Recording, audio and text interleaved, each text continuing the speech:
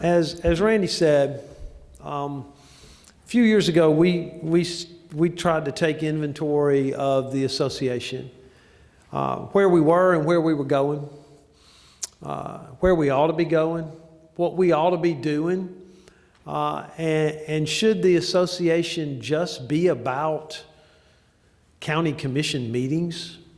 Should we just be about paying the bills and paving roads and getting water grants and working on economic development? Should that be all we're about? And there are a number of you who have been asked to be on the committee to work on our strategic plan. Well, the last time that we had a committee that worked on our strategic plan, actually time before last, we spent a great deal of time talking about how does someone get the role that Randy Vest has right now, and that David Money had last year this time, and that Tony Cherry had 2 years ago.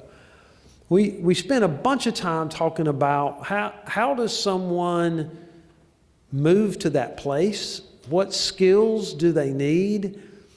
What role should they play? And should the association just let that happen? Or should there be some organized effort to help give people the skills to really make a difference? To not just show up every other Tuesday at 10 a.m., sit up there behind the podium, listen to people who show up at the commission meeting and tell you how sorry a job you're doing. Vote on whatever somebody else has put on the agenda. Get in your car and go home. That you ought to do more than that, and that we ought to be trying to grow people who would do more than that. And so we started this journey with a group we called Plan 2016 that started its work in January of 2015. And we learned on the job, what should this training program be? What is it we want to try to grow? And what is it that we want to have as the outcome of this journey together? We called it Plan. It stood for something else the first year. Now those letters stand for passion, leadership, accountability, and networking. And for us, that's become kind of the theme of what we ought to try to build inside this organization. Try to build better leaders. What does that mean? We'll talk about that in a few minutes. Try to build people that understand that you need to be accountable to yourself and to each other, and that you need to have a sense of holding other people accountable, holding the people around you accountable. You know, I don't. Where's Mark? I don't love Auburn. I don't love Clemson. But I love to watch those guys come down that hill in Death Valley every week when Clemson plays at home and they touch that rock. I was a kid, I got to go there, and there's a sign on there that says, if you're not going to give your all for Clemson today, keep your hands off my rock. You know, it's an accountability thing, okay? This organization at its core ought to be generating that accountability, you know? If you're not going to be what we need you to be at the local level, then we don't need you to be.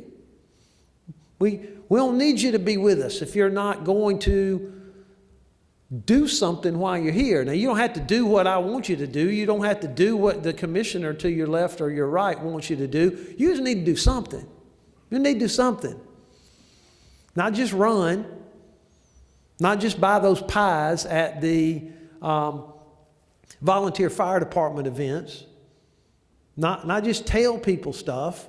You need to be accountable, and you need to be making everybody else be accountable.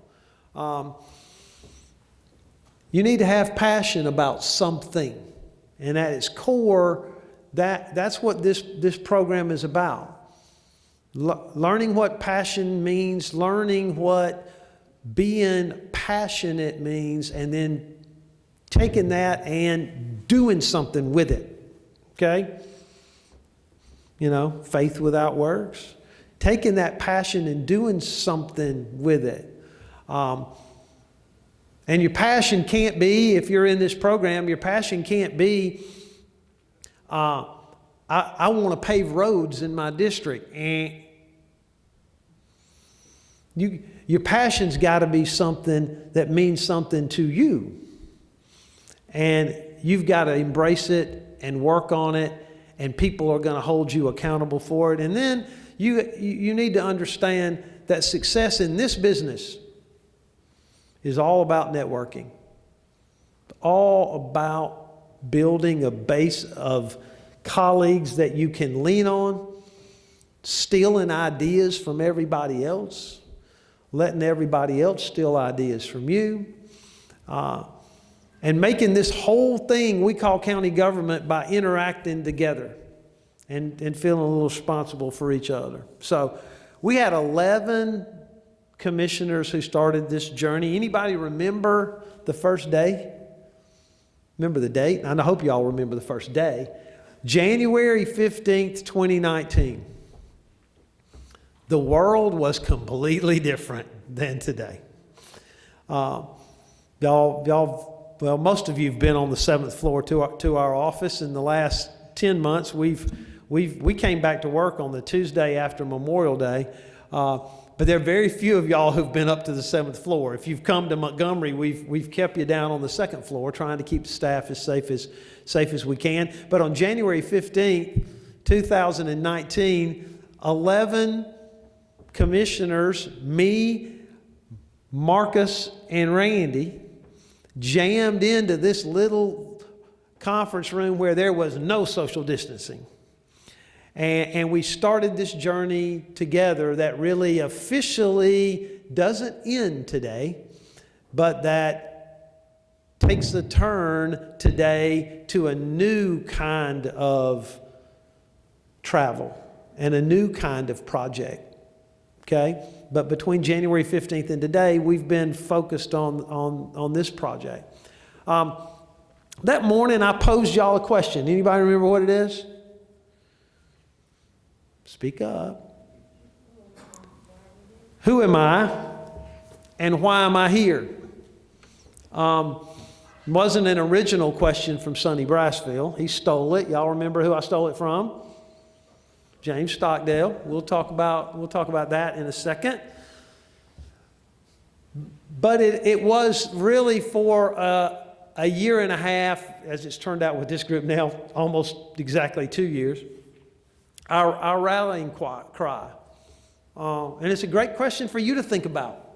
Who are you?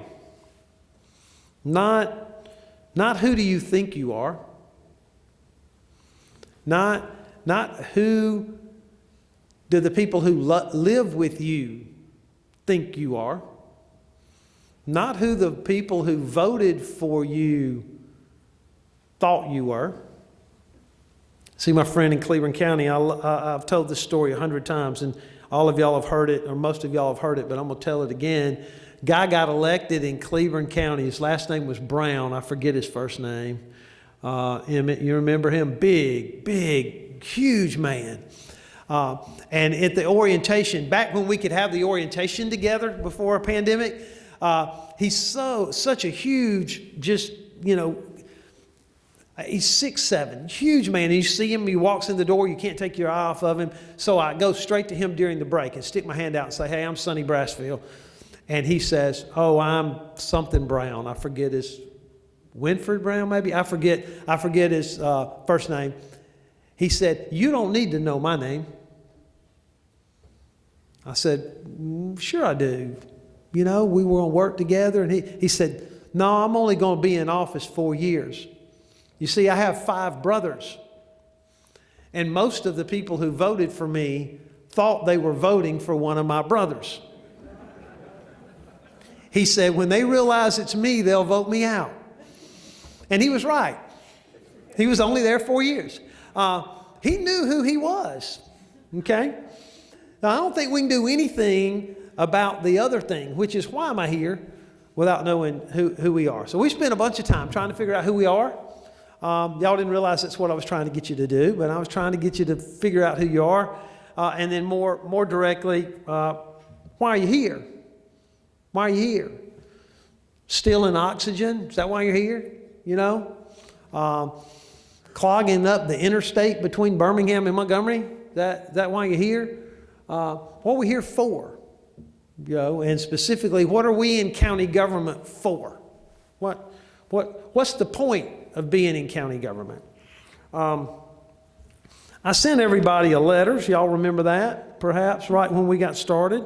I'm going to remind you of something that was in that letter that I think everybody else needs to hear about, y'all. And then I'm going to talk about all these folks, and we're going to have lunch at 12 o'clock, I promise.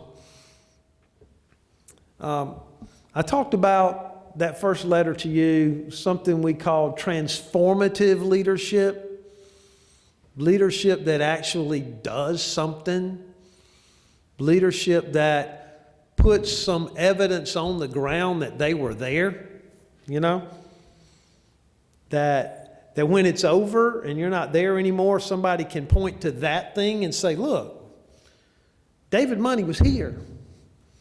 Lee Patterson was here. Arthur Crawford was here. We transform something. We make a difference.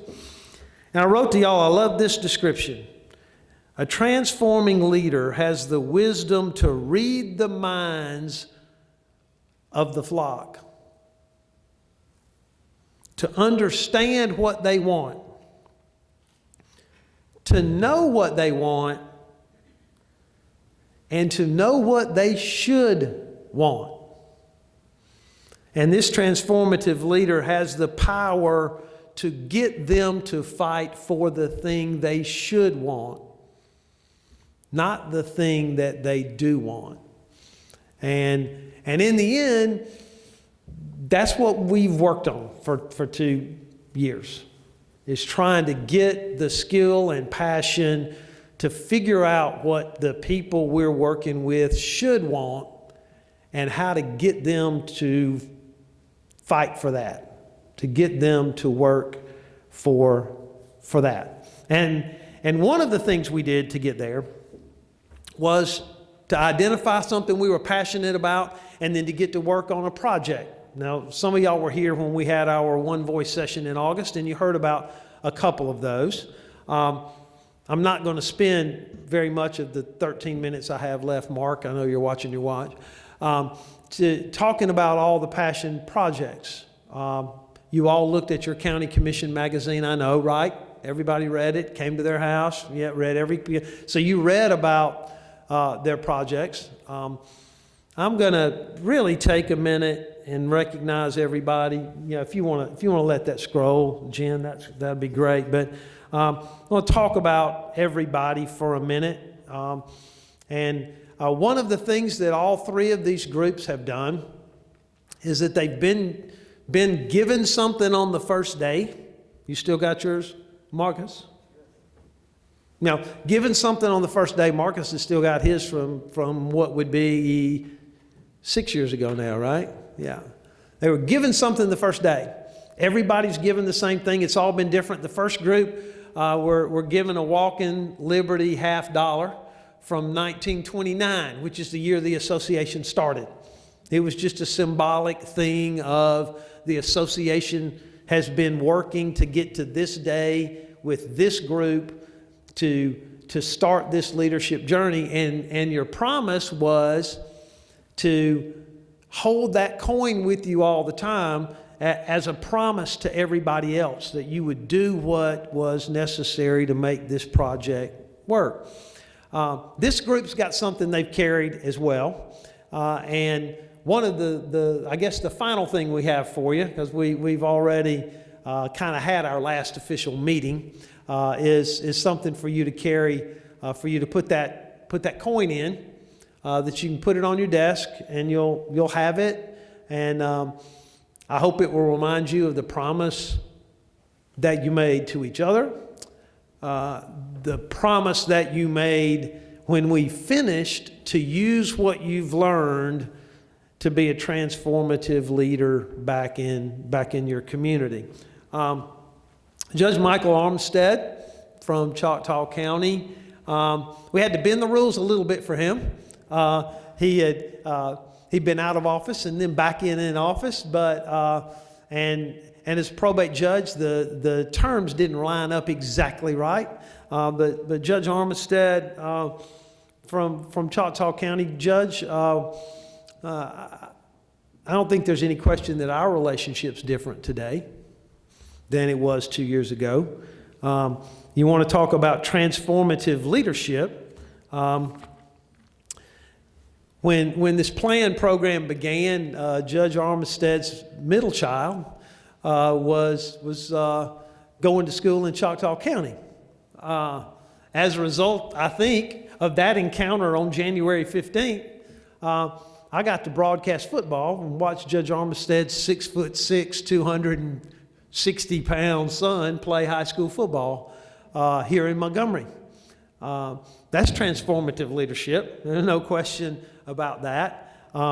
Judge Armstead's project related to generating and establishing a memorial for the civil rights leaders from his county. And that project, like all of these I'm going to mention, is ongoing. It is not finished because leadership doesn't stop. Leadership doesn't stop. Jason Black's not here today. He is quarantining.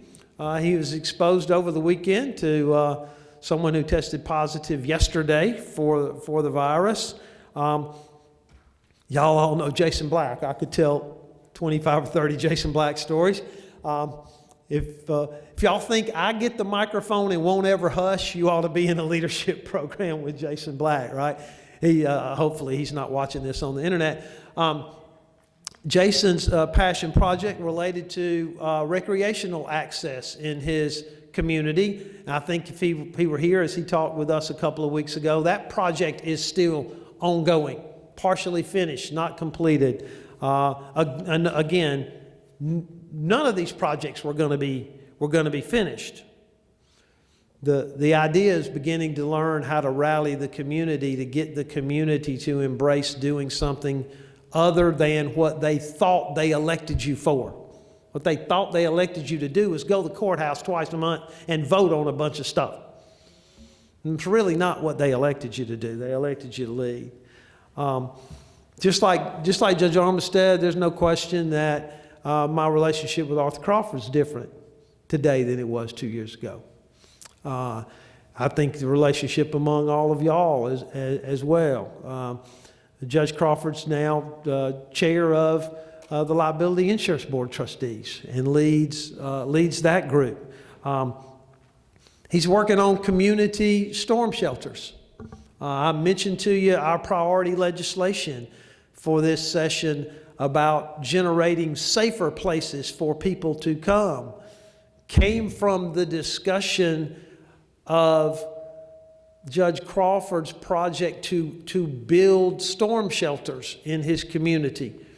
I took that to the EMA directors and said, okay, we've got somebody in the leadership program that's working on storm shelters, but we'll never build enough storm shelters. Y'all need to come up with some other idea. And so chances are we'll get this legislation passed in 2021. Chances are there'll be a tornado in 2022 or 2023 where there'll be a safer place for somebody to go, and they'll be there when their house is destroyed because of where we started with this journey. I'm grateful to you, Judge. Pat Ezell from Sumter County. He took on the toughest passion project, trying to get people to fill out census forms. I was driving one day when he called me, very frustrated about the fact that people wouldn't embrace this idea and fill out the dadgum census form. And I stayed with him about 30 minutes on that drive, because sometimes a leader just needs to talk to somebody. Sometimes the leader needs to talk it through and understand that a difficulty isn't a setback. Okay, it's just difficult. We don't stop. We keep moving. You didn't reach the percentage on the census participation that you had set for yourself. But it's better in Sumter County than it would have been without somebody with passion. And you recognize that, right? Yeah. And that's what it's all about. Transforming, getting people to do stuff they don't understand they need to be doing. Joe Hackworth from Lauderdale County focused his efforts on something that, again, I think is an idea we need to steal. A resource guide for people in the community with regard to emergency response. A guide that could be electronic as well as printed, made available in the community that says, okay, when we have emergency situations in Lauderdale County, here are the places you get resources. Here's where you get help. Y'all beginning to see this idea of finding something you can wrap your arms around that makes a difference, that's not just walking in and out of the courthouse twice a month. That project's still ongoing and getting finished. David Kelly's not with us. County Commissioner in Marshall County. David should have been in this program 2 years ago. It's designed to start right at the start of your second term, and you go for two years. David's start of his second term was 2 years ago, and he called me after one of these discussions and said, I'm 2 years late, but I really, really want to do this. Can you bend the rules? And I said, we made the rules, man. We can change the rules whenever we want to, especially if you're somebody who wants to lead. As it turns out, his election was in March, and he was unsuccessful. I remember that day in January. Y'all might remember this when y'all were all kind of talking about who you thought you were on that question of who am I and why am I here? David Kelly said, well, I've always been active in this community. Now, I just now got elected to the commission, but I've always been active in the community. And he talked about all the things he had done. He called me the morning after the election and said, I didn't win, Sonny, but I'm not going to stop being a leader in my community. And you know, I challenge all of y'all. All of y'all going to lose at some point. You're either going to lose or you're going to say, I know I'm going to lose, so I'm not going to run. You know, that's really, or you're going to get too dadgum old to run, like Judge Money. But that's going to happen to all of you. The question is, you going to lead when you get through? Or are you going to sit down? You know? I'm sorry. I won't be around those people that sitting down don't sound very interesting to them. David Kelly called me last week on Wednesday to wish me a happy Thanksgiving, and for me to say to y'all, he's sorry he's not here. But he said, I'm not finished with my fire hydrant project. He had churches in his district that didn't have fire hydrants. He was raising money to install fire hydrants. Now, y'all heard Bertha Kelly McElrath in August.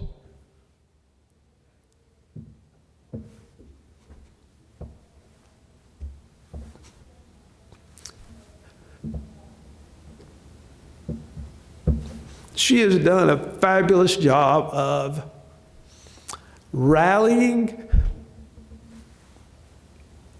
a community that, if you look from the outside, might be the hardest community in Alabama to rally. Okay? You know, poor community with not a big announcement of a new industry coming in. Been a long time since there's been one of those in Coosa County. Not a community with an enormous amount of resources, but a community with a leader who had a vision. And y'all know me, I try not to do this. I do it every time, though, for heaven's sakes. I rode by there on Thanksgiving on the way to Heflin, because I go right through Goodwater. I rode by there. Fabulous. The renovation of a rundown school cafeteria that was doing nothing, that people use now to rally a community that needs something to be rallied around. And transformative leadership. Very, very hard for me to talk about Ben Franklin without embarrassing myself again, so I'll keep what I say about David Money real short. I think this says enough. He was president of the association. He was finishing up his term on one of the insurance boards, and he was in the plan program, all at the same time. I think if we could add another letter to the PIP plan, it would be, I don't say no. I don't decline, It is what this plan program was supposed to generate, people who know what their place is, and they know who they are, and they know what they're supposed to do while they're here. David's working on getting a centralized 911 dispatch program. Not quite there, but you're 2/3 of the way there. When he started, he had 3 different dispatching locations. Now there's only 2 in Henry County. And if I know David Money, there's going to be 1 before it's all said and done. Joseph Parnell in Chilton County.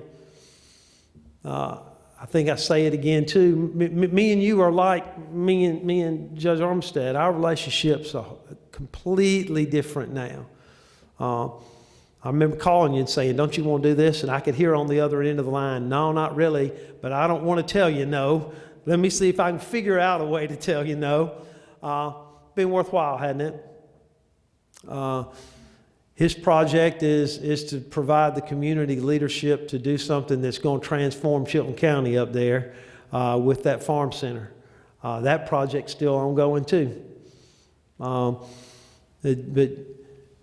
where I sit in the involvement of counties, for me, is always measured by how engaged counties are. I was talking to someone outside about a county that is beginning to get more engaged now. A county that when I came here was at the center of everything the association did, and we kind of lost them for a while, and they're coming back now. That's Chilton because of this and because of Joseph's leadership there. And you're going to get that farm center too. Lee Patterson. What do I get to say about you? Calhoun County has always been very, very special to me. I came to work here on November 1st of 1988. I know some of y'all are thinking, was he 100 years old then too? Did he look 100 years old all the way back in 1988? The answer is yeah. I came to work in November, and this legislative conference in 1988 was held in Calhoun County at the Holiday Inn right out there by the interstate. If it was a shoe, we couldn't get our big toe in the Holiday Inn now. But back then, it was big enough. When it was over, 2 county commissioners in Calhoun County said, hey, Sonny, come to our office. And I went to the Calhoun County Administrative Building. Used to be a Sears, I think, right there in downtown Anniston. And Pappy Dunn said, You're my man. And most of y'all don't know who that is, but James Pappy Dunn was in line to be president of the association at that time and was an anchor for this organization for 20 years. And so I was like this with Calhoun County from the first month that I worked here. I don't know that Calhoun County's ever had anybody like Lee Patterson in all the time I've been here. Now he's pretty much finished your project just a little ago. Wonderful place for folks in your community to gather too. But more than that, what's been interesting to watch, Lee, has been his embracing of this role as leader. Remember talking to me on a Saturday night? In the middle of this pandemic, y'all remember a news story about some of the folks coming to Calhoun County? I'm at a wedding. And Lee Patterson calls me on Saturday night. And he did the thing that I love when it happens. Because most of y'all call and begin the conversation with, "Oh man, I'm sorry to bother you." Lee said, "We're in trouble. Can you help?" And so I leave the wedding and go outside and sit in the car. And we figure out what Calhoun County might do in the next day or two. You would know this part. On Sunday afternoon, I call your administrator because he and I have been buddies a long time. And I said, "Hey, tell me how it happened that Lee was there on Saturday night." And he said, "Oh, we would have never been able to have gotten him away from us. He came running when this problem started." It's what leadership's about. It's what leadership's about. He came running when the problem started. Finally, Mike Vest, who's not able to be with us today either. There are 11 of these folks. There are 8 of them here today. Mike's one of those guys whose story is going to be about as hard for me to tell as it was for me to tell Bertha's. At the association's annual convention in August of 2017, I stood in the lobby of the Perdido Beach Resort and talked to Mike Vest about his passion for mountain bike riding. He talked about all the places he had ridden and all the things he had done. The convention ended on Thursday night. On Monday afternoon, he had a horrendous mountain bike accident in Shelby County. Life saved by a young man who was fishing at the public lake at the state park in Shelby County. Airlifted.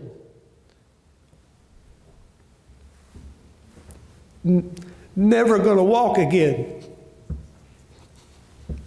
Never going to walk again. That's not the end of Mike Vest's story. He walks today. He leads today. His passion is helping people with substance abuse, and organized one of the largest substance abstinence rallies in the entire country that was held in Shelby County this year. All of this for me has been, as I said a minute ago, I've gone a lot longer than I meant to, and I'm sorry for that. But what are you going to do? Come up here and hit me? This project has been so rewarding for me personally to watch and to be a little part of watching people change in their view of what they ought to be. We used a book that y'all all got a copy of, and that David Money sent me a text the other day and said, "I'm trying to read this and figure out what on earth it means." At the end of the Enchiridion by Epictetus, the philosopher says that a leader is to be ready at hand, that a leader is to be available and to do what is needed by the people who depend on their leadership. This group has been ready at hand. It has been my honor to work with you. It has been my honor. How about standing up? How about standing up? Y'all mind doing that? Y'all, those of you in the blue shirts, y'all stand up right there. I'll see it. Now, the association staff has shirts. You can order an association shirt. They come in white or navy blue. The board of directors members get a red shirt every third or fourth year. I remember to order a red shirt for them. Board didn't get one this year because there's a dadgum pandemic. And then there are these light blue association shirts that you got to earn. You can't buy them. They are not for sale.